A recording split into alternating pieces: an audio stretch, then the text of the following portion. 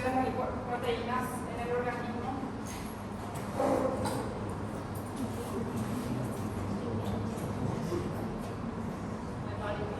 ¿Cómo? Transporte de líquidos, relación con el transporte de líquidos. Entonces, para modificar los niveles de lípidos en la sangre, se puede actuar sobre los niveles de lipoproteínas. Y las lipoproteínas se dividieron en varios subtipos que tenían preferencia por algún tipo de lípido. Las dislipidemias, hiperlipemias, hiperlipidemias pueden considerarse lo mismo, puede ser primaria y secundaria. Primaria quiere decir cuando tiene una base genética que no es lo más común. Lo más común es que se asocia a algo secundario. O sea, el paciente tiene dislipidemia porque tiene diabetes, porque tiene obesidad, porque tiene alguna otra patología que produce eso. Y primaria se refiere a que tiene una base genética o familiar. Lo más común es la hiperlipidemia o las dislipidemias secundarias a otras patologías.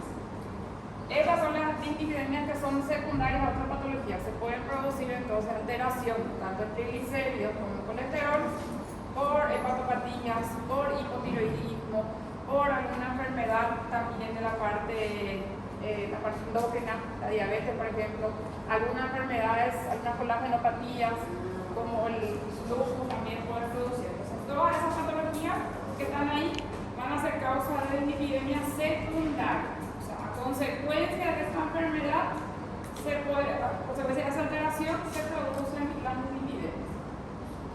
Y la dislipidemia puede ser a expensa de triglicéridos o de colesterol aumentado. Pueden ser que los dos el paciente tenga aumentado, o puede ser que uno. Puede ser que tenga colesterol y triglicéridos altos, o puede ser que tenga uno de los dos más elevados. Todas estas patologías producen dislipidemia secundaria, diabetes, hepatopatías, el síndrome nefrótico, ahí porque se suele perder proteínas. Una de las proteínas que se pierde también es son las lipoproteínas, que se aumenta la cantidad de lípidos en sangre, la insuficiencia renal, el alcoholismo, el hipotiroidismo y la administración de algunas hormonas como los estrógenos también alteran los niveles de lípidos. Primarias, secundarias. Lo más frecuente es que sea una dislipidemia secundaria. Y en el caso de que sea secundaria, ¿qué es lo que tiene que tratarse también la dislipidemia en sí, pero se tiene que tratar de controlar también la patología? Si es un diabético, controlar su diabetes. Si es un paciente hipotiroido, controlar su nivel hormonal y con eso puede mejorar esa patología. Las complicaciones que se ven por las dislipidemias son la aterosclerosis, que se ve a largo plazo, que se va a ver como años de la paciente, porque no se controlan los niveles de lípidos.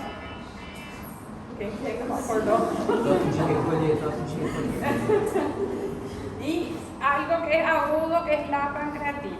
La pancreatitis se puede producir a consecuencia de litiasis vesicular, a consecuencia, una de las causas, y otra consecuencia es por alcoholismo, por ejemplo, y también por aumento de triglicéridos. Pacientes que tienen 4.000, 5.000 de triglicéridos y desarrollan una pancreatitis como complicación de eso. Entonces, la complicación aguda es la pancreatitis y la complicación crónica que se puede ver es la aterosclerosis. En la dislipidemia primaria se utilizan dieta y fármacos, y en la dislipidemia secundaria está indicado en la dieta. Puede ser que controlando la patología de base ya sea suficiente, y si no se controla o presenta factores de riesgo, se hacen los fármacos. El hipotiroidismo, por ejemplo, si le produce dislipidemia al paciente, puede ser que una vez que yo consiga controlar la patología tiroidea, que se estabilice el paciente, tenga una normal función, se normalicen sus valores de lípido y de lípido negro. Si no se normaliza, es indicador que se haga algún medicamento.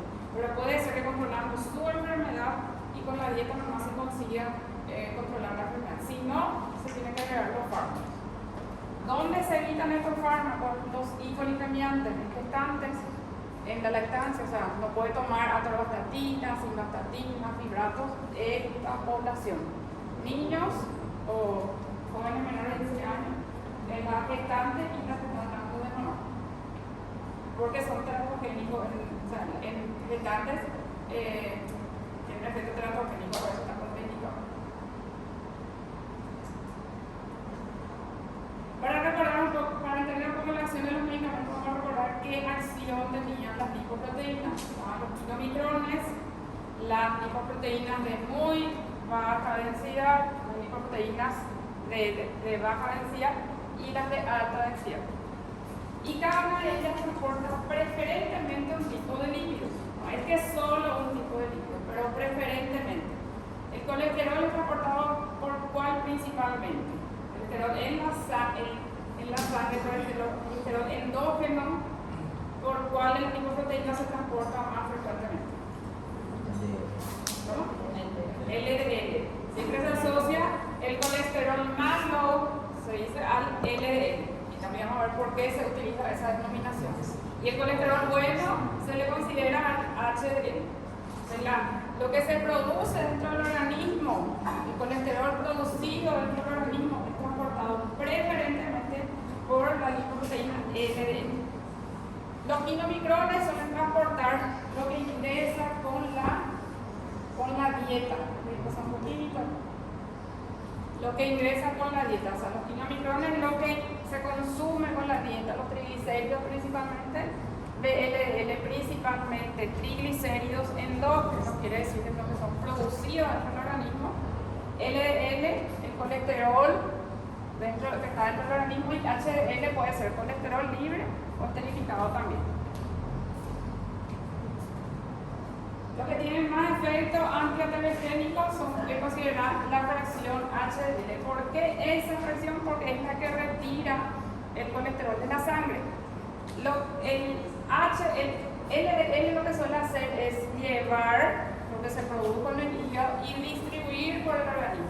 Entonces, por eso es considerado que es malo, porque va a distribuir. En cambio, la lipoproteína que es encargada de retirar de la sangre, el colesterol, es la porción HDL, o sea, la lipoproteína HDL. Por eso es considerada que tiene un efecto bueno.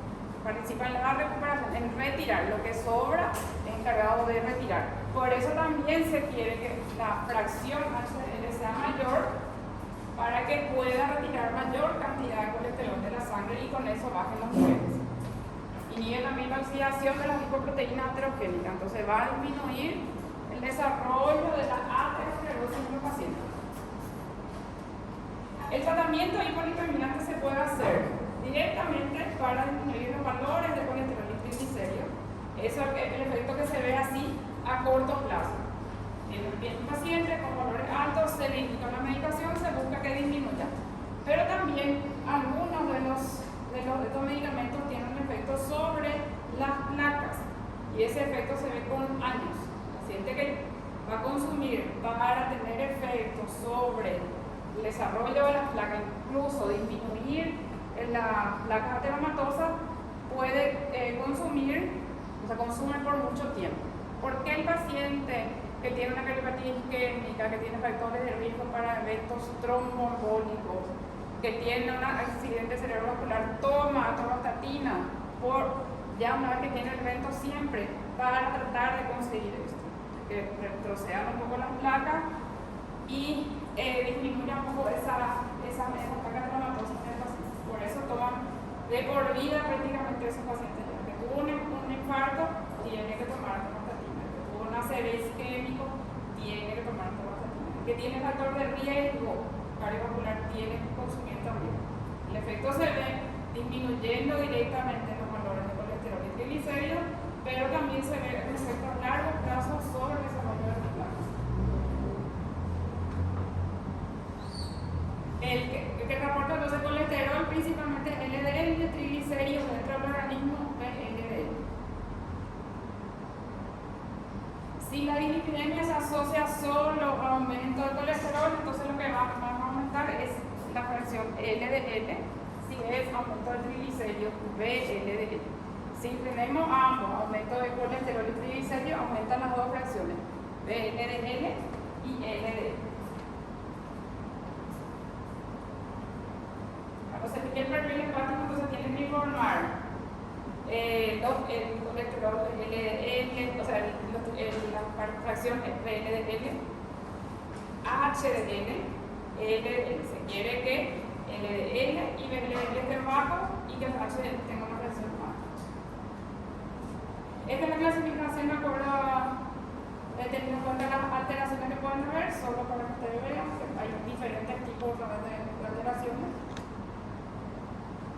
Pero a fin de práctica, a nosotros nos interesa entender qué es lo que vamos a hacer en el paciente que tiene alteraciones de colesterol y que tiene alteraciones de triglicéridos. ¿Qué podemos hacer si tienen las dos alteraciones? ¿Qué vamos a hacer en el paciente si tiene una de las alteraciones?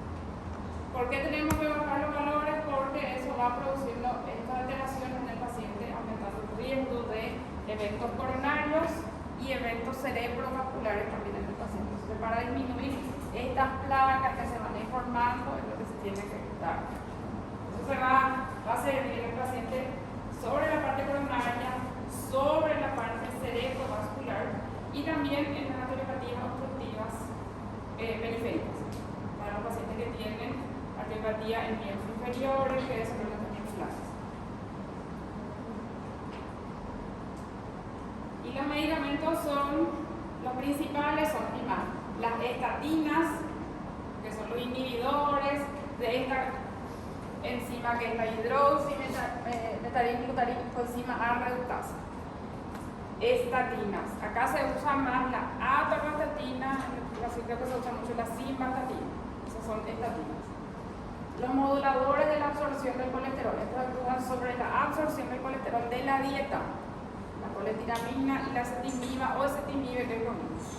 Los derivados del ácido nicotínico, la niacina, y los derivados de los del ácido fenoxisobutírico, que son los fibratos. Ciprofibrato, besafibrato se puede utilizar. ¿Hasta ahí alguna consulta?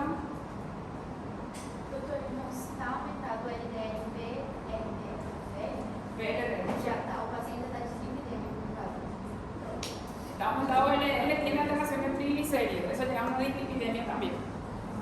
Pero no es que todo se tiene que tratar con medicamentos, hay que ver el contexto, eso lo decía, y si es una secundaria, tratar de controlar la patología. Si solo el paciente no tiene ningún factor de riesgo, se puede probar con dieta. Si no mejora con dieta, ahí recién se hacen los medicamentos. Bueno, acá estamos dando la función que tienen cada una de esas lipoproteínas. Los kilomicrones son encargados de transportar lo que entra con la dieta, principalmente triglicéridos, pero también pueden transportar colesterol.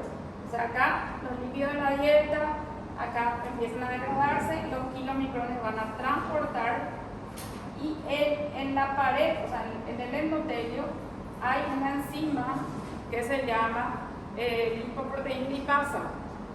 Y esa enzima ya puede ser capaz de degradar algunas de estas porciones y ya se empieza a utilizar. Los ácidos grasos son degradados y ya van pasando el tejido adiposo. Lo que sigue, lo que permanece todavía, lo remanente, va a llegar hasta aquí. Entonces, de la dieta, el principal transportador, la lipoproteína que transporta principalmente lo que ingresa con la dieta, son los kilomicrones. Ya puede empezar a utilizarse algo antes de que llegue al hígado. Acá está una enzima, que es la lipoproteína lipasa, que va a liberar ácidos grasos para que cruce el músculo o se deposite en el tejido adiposo. Lo que llega acá va a seguir hasta el hígado. En el hígado se producen, ahí se produce principalmente el colesterol. Los triglicéridos que se producen dentro del organismo se transportan con esta lipoproteína, la VLDL, y otra vez eso va por la sangre y esa misma enzima que estaba acá también puede estar acá y ya va a utilizar esos triglicéridos para que va a degradar para que utilice el tejido adiposo o el músculo. Después sigue otra vez el camino esto. Si se produce, o sea, el colesterol que se produce en el hígado, ese sí sale unido a la LDL, que es el hígado, y va hacia los tejidos periféricos. Lo que sobra de eso, de estos tejidos acá, vuelve con la HDL. Entonces el efecto que tiene el HDL es retirar la mayor cantidad de colesterol que pueda. Entonces, cuanto mayor HDL haya, mayor cantidad de colesterol va a poder retirar de la sangre. Entonces va a ayudar a disminuir los valores de colesterol en sangre. Por eso este es el colesterol que es bueno. Las sales biliares, ¿qué composición tenían? De grasa, ¿cuál es el componente que tienen las sales biliares? ¿No recuerdan? ¿Y qué función cumplen las sales biliares? ¿Cómo? Colesterol. Las sales biliares tienen colesterol y ayudan en la digestión de las grasas también. Entonces las sales biliares, el colesterol tiene utilidad dentro del organismo, se tiene que unir a las sales biliares, a los ácidos biliares para formar las sales biliares, para que se pueda digerir también esto. O sea, acá una parte del colesterol va a unirse a las sales biliares para facilitar la digestión de las grasas. Acá la función de los kilomicrones que transportan principalmente triglicéridos que ingresan con la dieta, el VLDL que transporta los triglicéridos que se producen dentro del organismo, LDL, el colesterol que se produce dentro del organismo, principalmente el LDL, entonces colesterol, pero también una presión puede transportar triglicéridos. Estoy hablando de principalmente la porción que principalmente se une a él. Y HDL es encargado de retirar el colesterol de la sangre. Acá otra vez, las sales biliares que tienen colesterol son necesarias para la digestión de los alimentos. Acá está el kilomicrón, a esto se le va a unir los triglicéridos.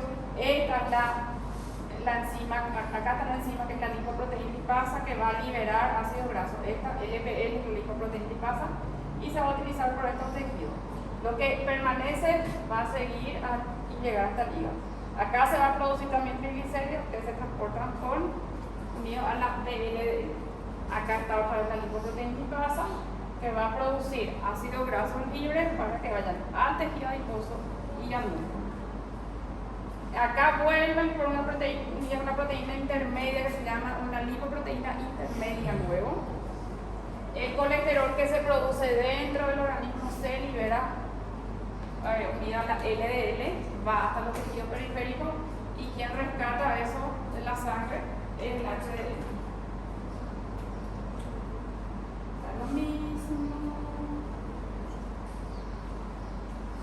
Kilomicrones que transportan, van a ir liberando ácido graso a tejido adiposo y a músculo. Esto va a seguir su camino. El colesterol se va a producir acá, va a unirse a la LDL para salir y vuelve por la HDL. Y unida a la LDL, los ácidos grasos son los que van a salir. Pues ahí hay varios lugares donde se puede actuar para disminuir la producción o aumentar, por ejemplo, la eliminación o disminuir la absorción.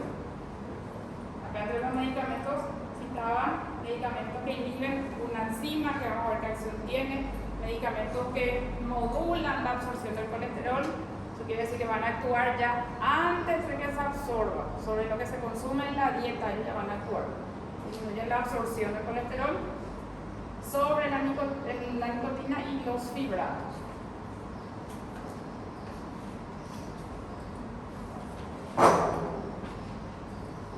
Los inhibidores de la hidroximetilglutaricoenzima A reductasa o estatinas actúan acá. Este es el sustrato para esta enzima. Este hidroximetilglutaricoenzima A es el sustrato para esta enzima. ¿Y por qué es importante que se bloquee la acción de esa enzima? Porque a través de la acción de esta enzima sobre este sustrato se produce el megalonato y después el colesterol. Entonces un paso limitante para la producción del colesterol es el bloqueo de esta enzima. ¿Dónde actúan las estatinas? Sobre esto. Entonces, ¿cuál es la acción principal de las estatinas? Disminuir la producción del colesterol. Las estatinas, ¿por qué se unen a esa enzima? Porque tienen una estructura similar a ese sustrato. Se van a desplazar al sustrato, la estatina, la atorvastatina, la simvastatina, y va a disminuir la producción endógena de colesterol. Va a disminuir la cantidad de colesterol porque disminuye su producción. Esta, la hidroximetilglutaricoenzima A, es el sustrato para esta enzima. Después se produce a través de la acción de esta enzima sobre este sustrato, se produce el mevalonato, ácido mevalónico y luego el colesterol. si se le diseñe competitivamente esa enzima, el resultado va a ser disminución de la producción de colesterol dentro del organismo. ¿Se entiende ahí? Lo que va a hacer acá, ¿dónde va a entrar la estatina? Acá. En vez de que actúe sobre este sustrato, esta enzima va a actuar sobre la estatina. Y con eso disminuye la producción endógena de colesterol. Esa es una de las acciones que tiene el gofibral. Primero, la estatina disminuye la producción, pero eso también después, ¿qué hace? Disminuye acá la producción. Y acá están receptores de LDL. ¿Esta qué célula es? Hepatocitos. Tiene receptores de LDL. Una vez que se disminuye la producción de colesterol, eso hace que el hepatocito intente capte mayor cantidad de colesterol de la sangre. Entonces, ¿cómo hace? Aumenta la cantidad de receptores en la superficie del hepatocito.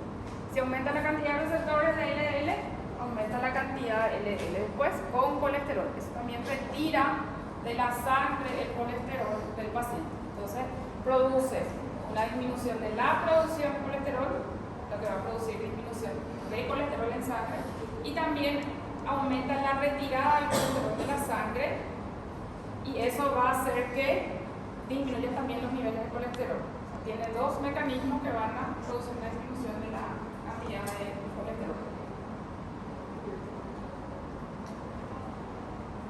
La simvastatina, que es natural, la estatina que es natural es la simvastatina. O sea, es una que se utiliza bastante en el Brasil. Acá se usa más la atorvastatina. Otra que es un poco más nueva, que también se suele utilizar, es la rosuvastatina, pero un poco más cara. Estos son todos administración por vía oral. Simvastatina por vía oral, atorvastatina por vía oral, rosuvastatina por vía oral. No hay estatina que se administra por vía parenteral, es todo por vía oral. Ellos disminuyen la producción del colesterol hepático, entonces baja el nivel de colesterol en sangre. Aumentan los receptores de LDL en el hepatocito, entonces capta para mayor cantidad de colesterol en la sangre. Aumenta la captación de LDL y VLDL, el aumento de los receptores, y también aumenta la transformación de colesterol en sales biliares. Va a proveer mayor cantidad de colesterol en las sales biliares, y todos esos tres factores van a tener influencia sobre la colesterolemia. Va a bajar el colesterol en sangre porque disminuye la producción en el hígado, porque se une en mayor proporción a las sales biliares, y porque también empieza a atraer mayor LDL hacia el hepatocito, que retira el colesterol de la sangre. Tiene muy buen efecto sobre el colesterol, también puede tener efecto sobre los triglicéridos, pero ahí un poco más variable el efecto. O sea, va a actuar sobre el colesterol y sobre el triglicéridos. ¿Sobre cuál principalmente? Sobre el colesterol. Y puede llegar a disminuir hasta el 60% de los valores. ¿De qué suele tener eso de la dosis? O sea, cuanto mayor es la dosis que se le da, mayor es la cantidad mayor efecto va a tener. La atorvastatina es la que más se considera que tiene efecto sobre los triglicéridos. Entonces, si queremos una estatina que tenga efecto que tenga buen efecto sobre el colesterol y triglicéridos, se puede hacer la atorvastatina. La atorvastatina se puede encontrar en varias presentaciones: 20 miligramos, 40 miligramos, 80 miligramos. La dosis más alta que se suele hacer es esta. Esto cuando se hace en eventos coronarios, por ejemplo, cuando el paciente tiene un síndrome coronario o cuando tiene un infarto. Y la dosis más baja se suele hacer con de mantenimiento, así para tratar de mantener al paciente con valores más bajos. Acá dice que el porcentaje de disminución del colesterol depende de la dosis. Entonces, con esta dosis disminuye un cierto porcentaje de la producción de colesterol. Con esta dosis la disminución es mucho mayor. O sea, eso se refiere con que depende de la dosis que se le da. Ellos tienen la acción también. Entonces acá tiene colesterol, acción sobre LDL, que es disminución. Acción solo sobre LDL es disminución. Puede aumentar HDL, pero lo que más cuesta aumentar en el paciente es HDL, ya sea con fármaco ya sea con la dieta, ya sea con la actividad física. Lo que más difícilmente aumenta en el paciente es el HDL. La mayoría de los pacientes no tienen HDL alta, son muy pocos los pacientes que consiguen tener valor de HDL alto. Y estos medicamentos tienen efectos sobre los valores, algo más dinámico, algo más rápido, pero también tienen efectos sobre las lesiones ateroscleróticas, disminuyen la progresión. Eso hace que esas lesiones ateroscleróticas se desarrollen más lentamente o en algunos casos incluso puede retroceder por una regresión. Acá se ve el porcentaje que depende de la dosis que se da de estatinas. Y si ven que tiene la estatina, esos dos que les dije son los que tienen mejor efecto. La atorvastatina y la rosuvastatina son los que pueden conseguir mayor descenso de colesterol LDL. Y ahí sí eso depende de la dosis, de cuánto le estoy dando al paciente. Eso quiere decir que si es que tiene valores muy altos, le tengo que hacer dosis más altas al paciente para conseguir un mejor efecto. La simvastatina es el siguiente después del ello que tiene mejor efecto. Puede conseguir hasta el 50% de descenso. Eso es algo que también depende mucho de la paciente. O sea, no todo se va a ver el mismo resultado, pero se pueden ver mejores efectos con atorvastatina, rosuvastatina y después la simvastatina.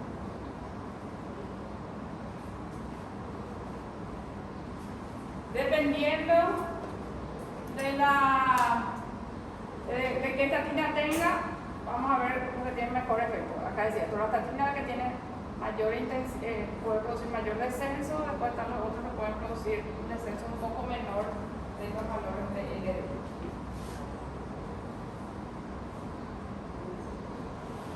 Y la otra acción que tiene la estatina, a diferencia de los demás hipolipemiantes, es la acción sobre todo esto que está acá, que lo que hace es producir una serie de modificaciones dentro del endotelio. Hay unos compuestos que se producen. Si se produce el colesterol, se producen estos compuestos y estos que están acá, que son responsables de modificaciones que hay dentro, a nivel de la pared del vaso, a nivel del endotelio. Y en el caso de que se den las estatinas, se disminuye la producción de esas sustancias. ¿Esas sustancias qué efecto tienen? Estas son los isoprenoides. Después de la producción de bicarbonato aparecen estos isoprenoides que tienen efecto sobre el endotelio, que son estos efectos que están acá. Estos son los efectos beneficiosos. Si es que no se dan estatinas, que se ven alteraciones del endotelio, puede lesionarse más fácilmente el endotelio, pueden acumularse colesterol en los macrófagos también, se facilita la adhesión plaquetaria. Todo eso es inhibido por la acción de la estatina. Entonces, ¿qué efecto beneficioso tienen las estatinas? Disminuyen la disfunción endotelial, estabilizan ese endotelio, disminuyen la respuesta inflamatoria que hay en ese endotelio también, estabilizan las placas ateroscleróticas, hace que sea más difícil que se rompan esas placas, y el colesterol que está dentro de los macrófagos puede disminuir otra vez y disminuye la respuesta trombogénica también. Entonces, todo lo que se va a producir, lo que van a producir la estatina es estabilizar esas membranas, disminuir la agregación plaquetaria dentro de ese vaso para que el daño que hay sobre el endotelio sea menor. Ese efecto no se ve rápidamente, ese es el efecto que se ve con años de consumo de las estatinas. Disminuye la proteína C reactiva, que es una proteína de fase aguda, disminuye algunas sustancias que también son proinflamatorias, disminuye el riesgo de agregación plaquetaria, disminuye aumenta el colágeno, que facilita la cicatrización, y disminuye esta enzima, que es una enzima que degrada el colágeno o la matriz extracelular, y aumenta la cantidad de sustancias que son, ¿qué efecto tenía el óxido nítrico? ahí sí se aumenta la disponibilidad del óxido nítrico, ¿qué acción se tiene? Estos son marcadores inflamatorios. Proteínas secretas aumentan con una respuesta inflamatoria. Estos también son todos marcadores inflamatorios. Esto aumenta el óxido nítrico, aumenta la vasodilatación, se mejora la perfusión también. Disminuye la formación de radicales libres que también pueden dañar el endotelio. Aumenta el colágeno y disminuye la acción de esta enzima que es encargada de degradar la matriz extracelular. ¿Y qué función tiene el fibrinógeno en la coagulación? ¿Alguien recuerda?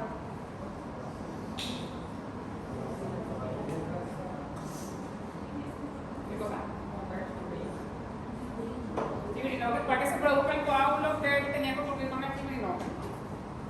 ¿Se acuerdan de la hemostasia? La hemostasia primaria ocurría la agregación plaquetaria. Primero, adhesión plaquetaria, agregación entre las plaquetas. Después de esa fase aparecía la hemostasia secundaria y el resultado de la hemostasia secundaria, ¿cuál era? La formación del coágulo, sí. Pero para que se forme el coágulo, ese fibrinógeno tiene que convertirse en fibrina. Entonces, acá también modifican estos factores y disminuye el riesgo de que haya agregación plaquetaria o coagulación. Eso también va a tener efectos sobre la placa telanatosa, porque esta placa acá se están acumulando los líquidos. Una vez que este endotelio esté dañado, ahí va a ocurrir la agregación plaquetaria, la adhesión plaquetaria, la formación del coágulo y el riesgo de que haya un evento trombocólico en el paciente. Lo que se considera que hacen estos medicamentos a largo plazo es disminuir luego otra vez la placa telanatosa y tratar de estabilizar este endotelio, disminuir la respuesta inflamatoria, disminuir las sustancias que son proinflamatorias, aumentar la producción de sustancias que son vasodilatadoras para mejorar también la perfusión. Por eso se considera que es un efecto que se ve a largo plazo. Lo que se ve a más corto plazo con el consumo de estatina es disminución de colesterol y disminución de triglicéridos en sangre.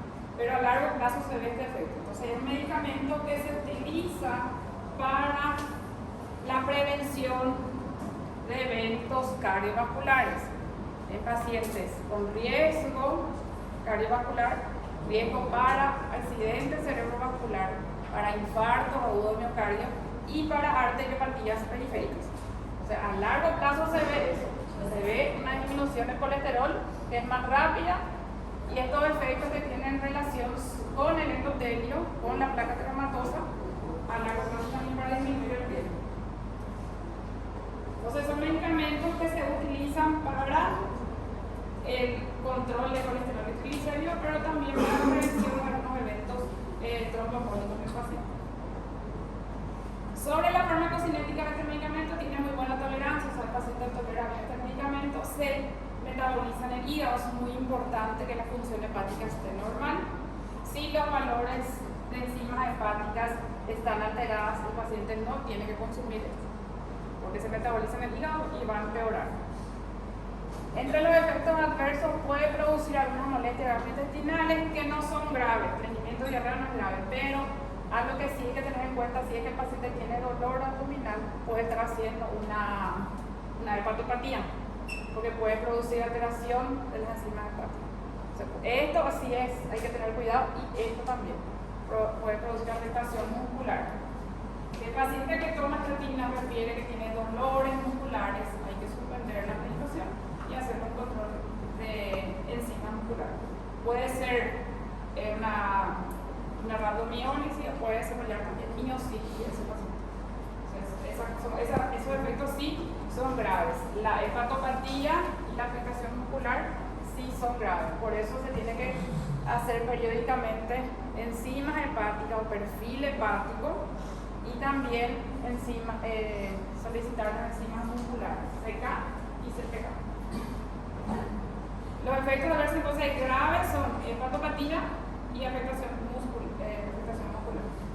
No se da, ahí, como dijimos al inicio, en el embarazo Durante la lactancia en pacientes con hepatopatía se tiene que hacer un control del perfil hepático antes del inicio del tratamiento para después ver si es que el paciente puede tomarlo. Si está alterado, no está indicado que consuma. Dice si está por encima de 3 veces de lo normal.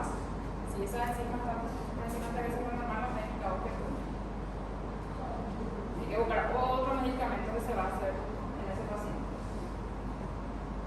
Acá era para mostrar más que nada que las dosis varían.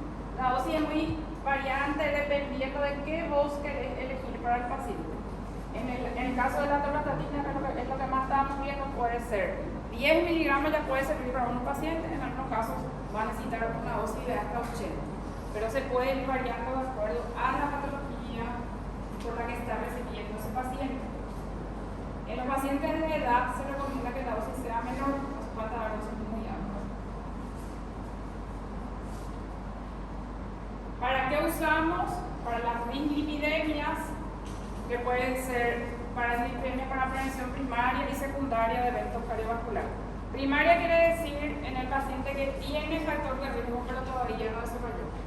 Puede ser dislipidémico, puede ser obeso, puede ser diabético, puede ser sedentario, puede ser un paciente que tiene muchos factores de riesgo cardiovascular pero todavía no tuvo un evento, o sea, no tuvo un infarto, no tuvo un accidente cerebrovascular. Y secundaria se refiere al que ya tuvo. El que ya tuvo también, el que ya tuvo tiene que tomar porque tiene riesgo de tener otra vez. Entonces, se le da al que tiene factor de riesgo para un infarto agudo de miocardio, para un accidente cerebrovascular. Si ya tuvo, también se tiene que dar para prevenir un nuevo evento. En la hipercolesterolemia familiar se puede dar, en las dislipidemias secundarias también se pueden dar, tratando siempre de controlar acá primero la enfermedad de base, la enfermedad que es responsable de eso.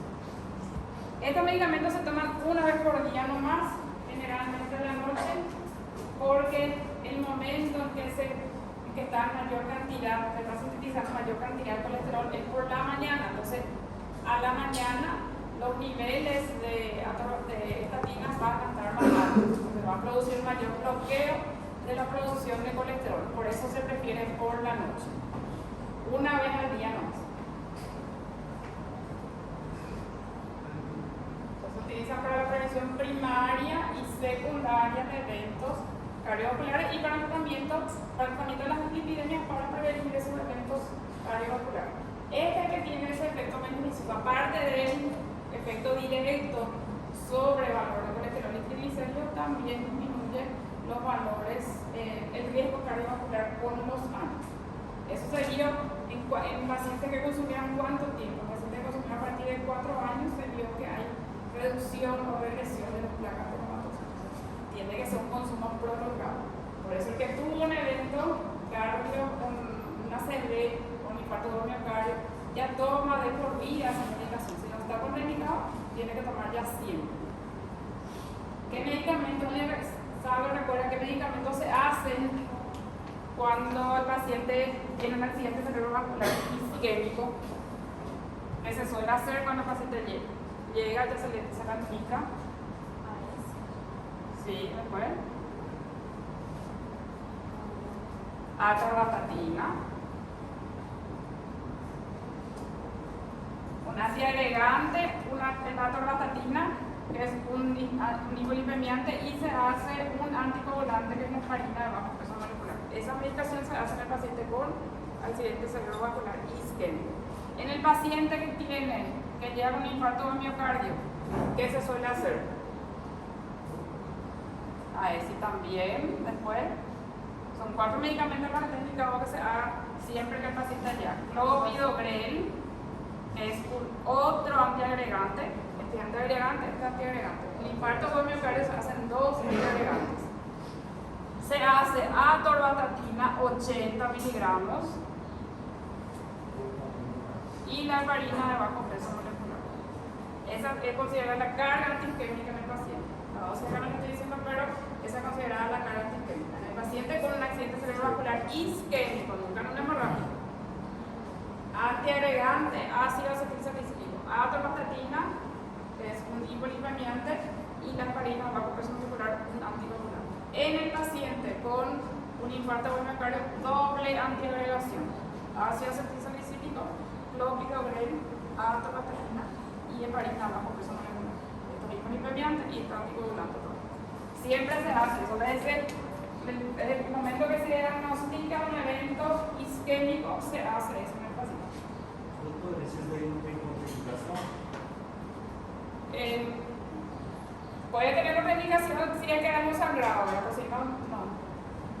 En el paciente, solo casos de una alteración hemorrágica se va a evaluar si se da o no. El isquémico se tiene que dar. Cuando en el accidente cerebrovascular isquémico se prefiere no anticoagular o algo así, cuando es muy extenso, ahí nomás. Si es, por ejemplo, todo un hemisferio cerebral, ahí se va a esperar nomás. O si el paciente, ahí tiene que decidir, si el paciente tuvo un sangrado y tiene un infarto miocardio también, tiene que decidir qué va a hacer, porque tiene que saber, considerar qué es lo que está poniendo en riesgo su vida.